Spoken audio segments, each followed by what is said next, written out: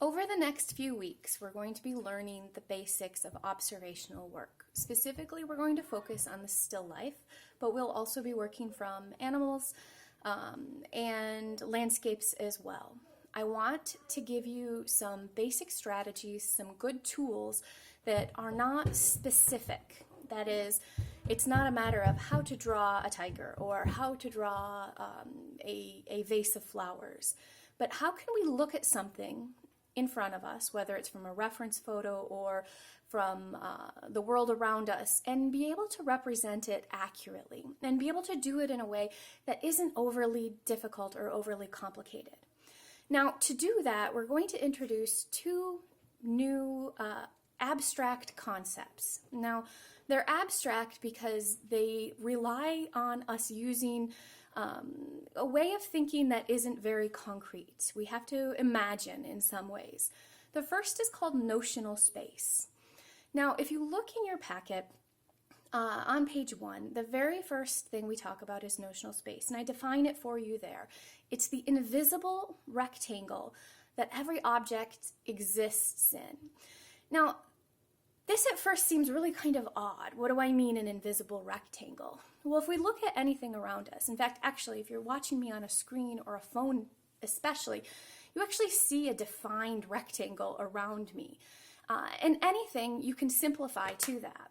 If you take your hands and you create kind of a viewfinder, you can isolate any objects. Here we are. I'm going to isolate the painting behind me into an invisible, or make your invisible rectangle visible. All it is essentially creating a view or creating a space around that already exists, but you're defining it in a different way. You're defining it specifically.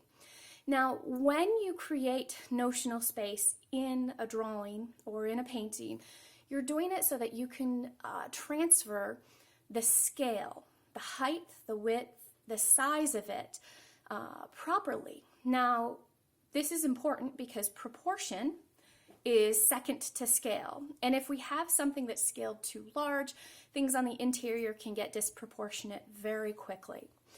So I'm going to flip the camera down now, and I'm going to have it on the page, and we're going to walk through what notional space looks like. All right, can you guys see that?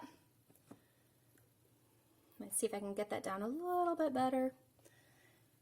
Okay, so here I show you, I already have it mapped out for you, defined it essentially.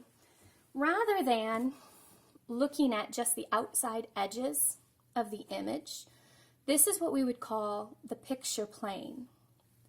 The picture plane, these edges, these are the edges of the world of the image. Everything exists inside that. Notional space exists inside the picture plane. It isn't the picture plane. Notional space comes across to the top of the highest object or animal or person or whatever it is you're working with, down to the lowest and to each side. So you'll notice it actually touches the top of the vase here, the edge of the handle, touches the bottom of this egg and the side of this egg. You go to the extremities of each one of these things. Let me show you what that looks like in a different image. So here, this is a reference photo that I took a while ago. I actually already made a painting based on this, but I want to show you what it would look like to have a notional space box around this. Actually, since it's sort of dark, I'm going to grab a piece of charcoal to use. So with my ruler, since it's a reference photo that's just printed off, it makes it pretty simple. I'm going to find the outside edge of just this figure. So I don't want to be distracted by all of the other stuff, the violin cases, the room in the background. I just want to isolate this figure so that it simplifies it. The outside edge is about right here where the shoulder kind of comes down. Now I'm going to make sure that my picture is straight, my photograph is straight, and that my ruler is straight as well. This is one of the really key things. If we have a ruler that is wobbly, then the whole box is going to be wobbly. So to do this, I line the edge of my ruler up with the edge of the bottom here. And then I just check along here to make sure that it's about even with the edge there. And then I'm just going to go ahead and draw with my charcoal, just a line straight down. My charcoal does not want to draw on this. All right, so this is the left side of my notional space. Now I'm going to find the right side. So the right side would either be where the edge of the hand or the edge of the knee is. So I'm going to line up my ruler and I'm going to see which is further out. Looks like the knee is. So again, doing my best to make it as straight as possible. Then I'm just going to run my charcoal up the edge here. I actually cut the knee off slightly, but that's not too much to be worried about. The bottom of the notional space box is going to be right about where the feet are, right where the toe is. Again, lining up my ruler to make sure it's straight, going across, and the top is the head. All right, so now I've defined the notional space in this image. All of the rest is external to it. The main part that I'm worried about is the figure. I'm going to do it with this peacock too. Now the peacock is a little bit different because the bottom of the notional space would be also the picture plane, and the outside edge of the notional space will also be the picture plane. So all I really have to worry about it is establishing the right side of the notional space box and the top. So that's all I'm going to do. It'll be a little bit simpler.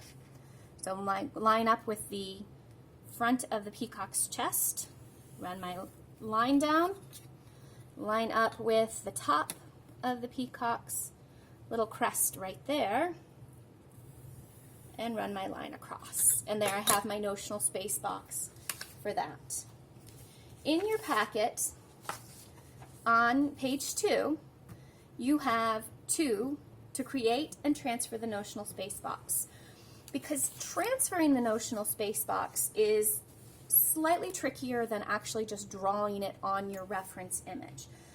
But it's only slightly trickier. All you need to do to transfer a notional space box, if you want to keep it the same size, if you're making it site size or the same size, is to measure. So I have 1 3/4 inches here, and I would create a box that's 1 3/4 inches wide. Woo, losing my camera. There you go. And it is 2 1/4 inches tall. And then I would create a box that is 2 1/4 inch tall. So for this one, you're going to draw on the reference image themselves the notional space box. You'll use your ruler just like I showed you, and then you will draw the same size, measuring it the same size, the notional space box next to it. Okay, have fun.